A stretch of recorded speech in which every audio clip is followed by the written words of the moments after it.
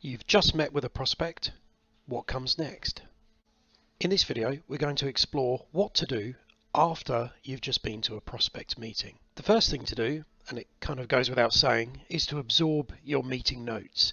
You need to digest everything that you've collected on the Q&A sheet during the meeting to appreciate the challenges that they face operationally and commercially within their business, and identify where you can bridge the gap by helping them better leverage technology. Ideally, you want to schedule a time to walk the prospect through the proposal, particularly if it's a complex one. There's multiple layers involved with a project, as well as selling them your managed service. So you'll ideally want a time, either face-to-face or perhaps through Teams or Zoom. You'll want to walk them through the proposal so they can understand all of the intricacies of everything that you're putting in front of them. I appreciate that's not always possible. Some people want to take away the proposals. Maybe you're pitching to a middle manager who's got to take them away to the C-suite before you can progress that opportunity. But ideally, you'll want an opportunity to talk them through everything that you're proposing just to make sure that they fully understood it.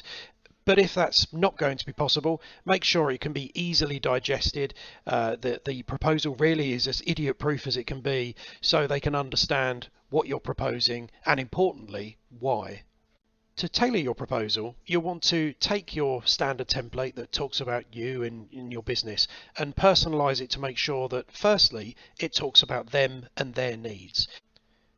Within the proposal, you'll want to highlight their operational, commercial and compliance challenges. What are the gaps that you spotted right now that their incumbent is failing to help them with, or perhaps that they're failing to use technology to help them with at all? Highlight those areas for improvement where you're able to deliver solutions that can improve their business, improve their operational efficiency and ultimately their profitability. And you'll want to spell those things out within the proposal, walking through the challenges and issues that you've spotted, that gap analysis, where there is opportunity for improvement, and how you're going to deliver on that. What are you going to put in place and how to help them with those challenges?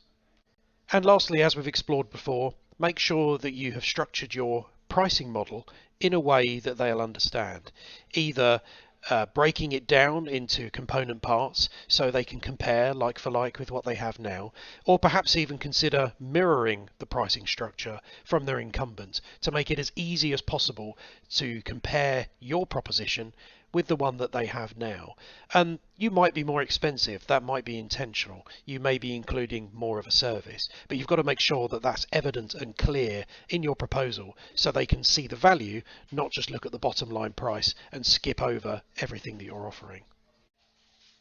Beyond sharing the proposal with a prospect, you'll want to be sure to follow up, whether meeting with them face to face or online, or perhaps that you need to email your proposal and give them a few days. Be sure to set a follow-up, at least unless it's pre-arranged, within sort of 3 to 7 days, I would advise, depending on the prospect, after you've met with them and talked through a proposal. You want to be sure to welcome any of those initial questions or misunderstandings that they have, particularly if they think that there's anything missing or anything that they couldn't quite digest properly from your proposal. You need to catch them early to make sure that they've understood everything that you've presented. Having an ongoing sequence of follow-up touchpoints will help you keep ahead of your peers and make you seem not desperate but hungry for their business. Some prospects like to feel that you want to do business with them. It's so easy to get distracted by everything else in the business, fire off a proposal and forget to follow up, hoping that they'll come back to you. But remember, in progressive, proactive sales and marketing activity, you will have to chase and pursue prospects far more than ever before with referral opportunities that you have relied upon in the past. So be sure to use a structured system of touch points that will prompt you and remind you, and even automate some of those steps to send out follow-up emails or schedule calls in your calendar to reach out to touch base with those prospects periodically, once every few days, certainly in the initial weeks, while you need to keep on the tail of those prospects to try and close that deal.